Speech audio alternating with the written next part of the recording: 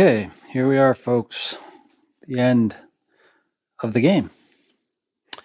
So this is, well, it's the 5 p.m. turn. It's actually the start of the 5 p.m. turn. Not going to play through it because I think it's a foregone conclusion in terms of the victory conditions here, and I wanted to kind of wrap it up with a summary of the 4 p.m. turn and the victory conditions and kind of my thoughts on the uh, on the battle itself, or the simulation itself that we had.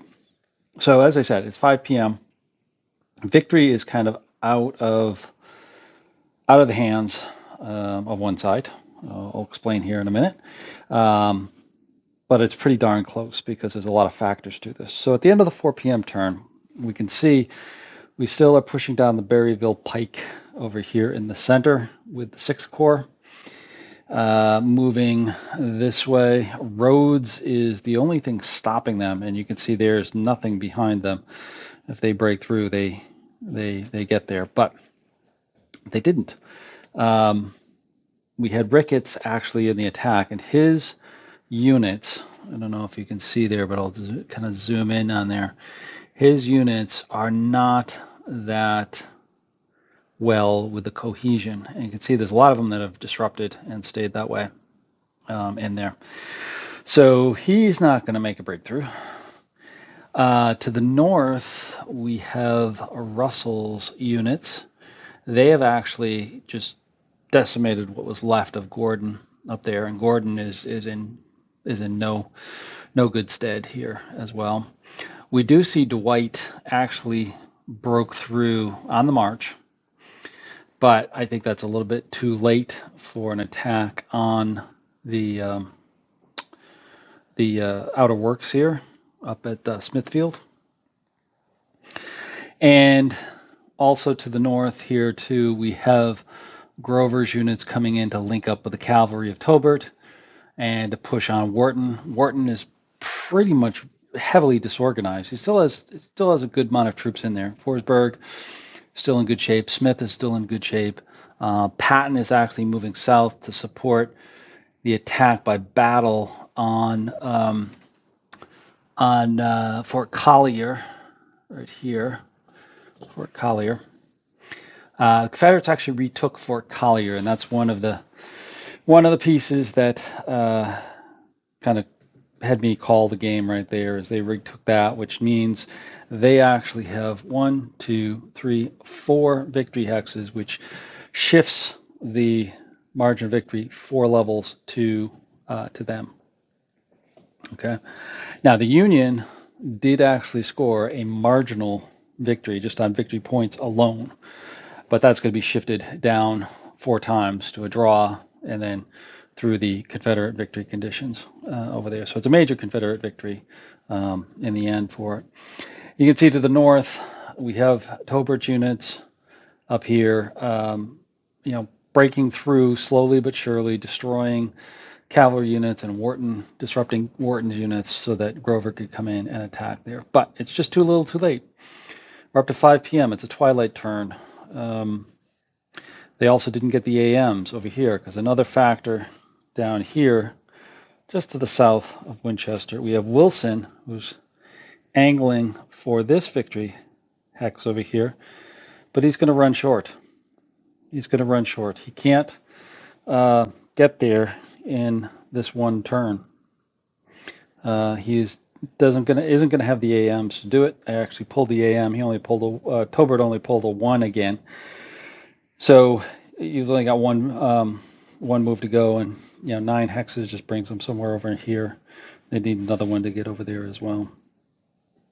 And he was dogged by Wickham's cavalry over here. In fact, they've kind of held up Wilson and half of his units. You got Chapman over here as well, coming along. We did get Crook's units on the board. We finally got all the reinforcements on the board, but again, too little too late. Crook marched down the Greenwood Road, but he only made it to the intersection. The rest of his units are back there as well. So pretty impossible for them to get over there as well. So there you kind of get a panoramic view of the map. It's a major Confederate victory. Early survives, can retreat during the night, and fight for another day. But there's a few things to understand about status of Early. Let's start right here with Ramseur's division. That large stack right there is what's left of Ramseur's division. There's nothing left. He's been decimated. There's 3 regiments left. The rest of them are fleeing. Probably can be reconstituted, but it's going to be a very tough position. Also, Ramseur was killed himself. Rhodes is in a decent shape. He's okay. Gordon, again, another one decimated. He has his leaders, but York was completely destroyed. Terry, you can see there, is retreating, and there's only about 3 or 4 regiments left on there. Potentially can be reconstituted, but really tough situation for them. Confederate cavalry, a lot of destruction with them. Again, probably can be reconstituted, but again, going to be a shadow of themselves. You can see a lot of these cavalries are manning the forts back here, and there's a few left up here as well. Wharton, as I said, he's disorganized. If he can pull out and not be cut off, he can probably be reconstituted by Early later on for some sort of army of the valley for them. For the Union, they fared better. We only had 1 division going combat ineffective, and that was Getty's division. Yeah, Getty's division over there. A lot of casualties on their side. I will show you the loss charts here in a few minutes as well. But the rest of them are still in good shape and willing to carry on the attack against the Army of the Valley over here as well. So that's where we end up over here. What are some of the things that helped / hurt both sides? Let's start with the Union. Union, biggest thing was coming down through the canyon over here.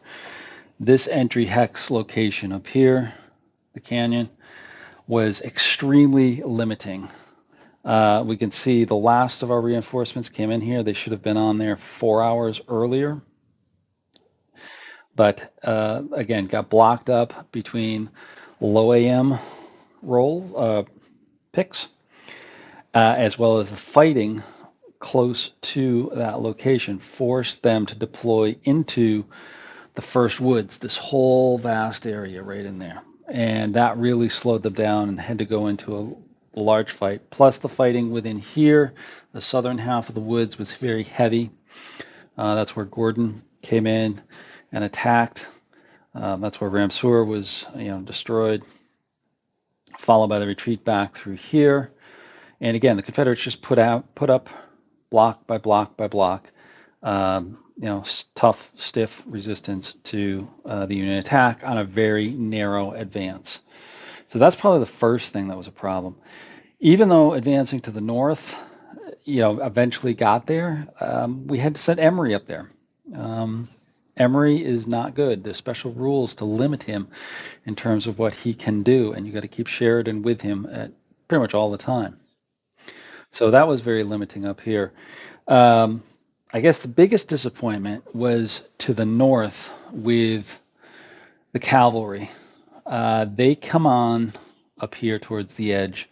Now, one thing I think that was really helpful for the Confederates is the deployment in the woods right there, that big L-shaped woods right there. The Confederates deployed and was able to force Tobert's cavalry to go around the woods and get around the flanks, which they eventually did, of course, you can see here, and actually broke through to get down to Fort Collier.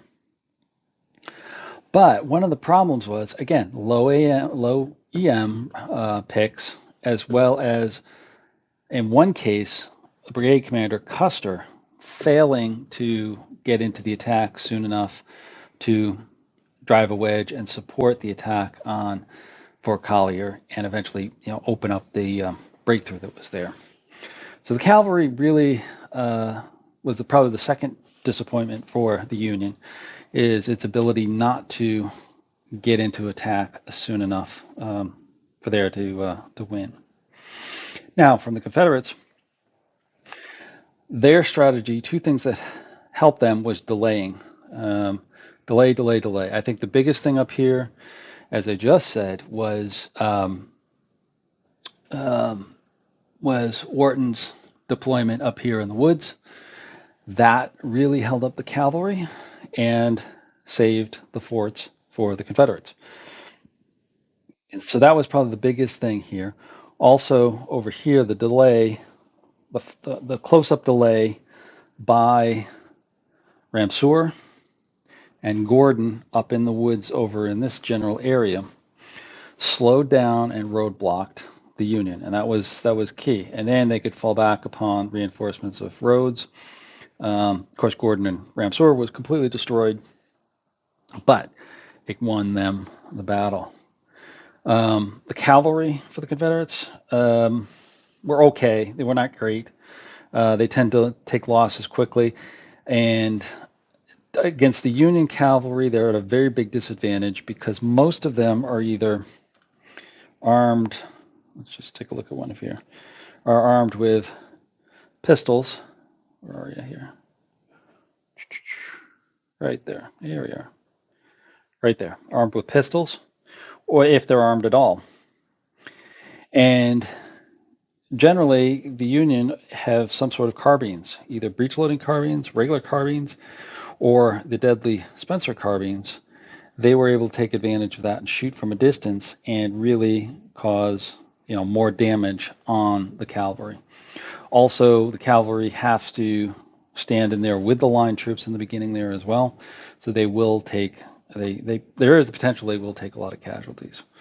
The other thing is that they had a tendency of disordering very quickly and having to flee back just to get reorganized as such. So those are kind of the key aspects of the battle and how it was won/lost for both sides. Very interesting battle. Really like this. It's grand scale action at its best with all the components. You have infantry, you have cavalry, you have a wealth of cavalry on here, as I just explained, which can do good, can do bad, or both. And really shows how the cavalry works in there as well as artillery and leadership on kind of a manageable scale. This is still very large, 2 maps.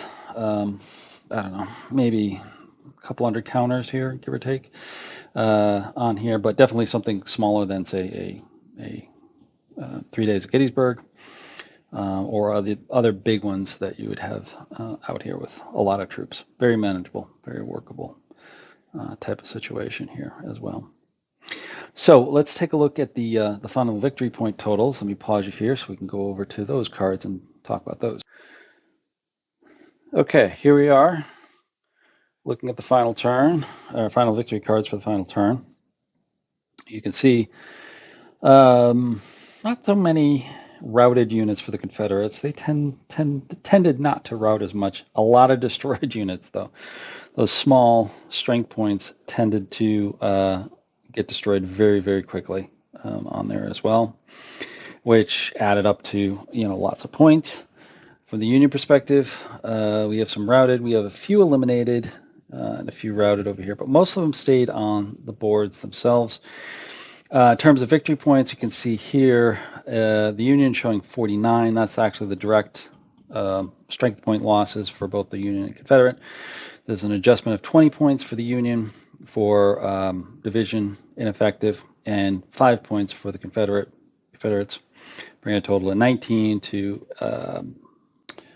69 on there, just short of actually coming up with a substantial victory for the Union there as well. So that's what the casualty look like. Again, the AMs are really kind of a killer on the Union side. You can see the last set right there. really, really a tough situation for them.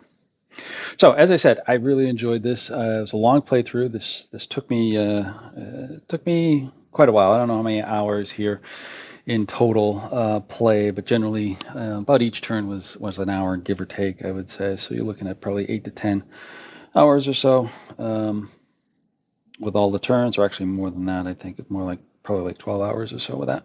But definitely well worth it. It's a lot of fun and really easy to go with. So hopefully you appreciate this. I appreciate you for watching this, and stay tuned for the next one. Next one will be coming up here in October with Cedar Creek, 160th.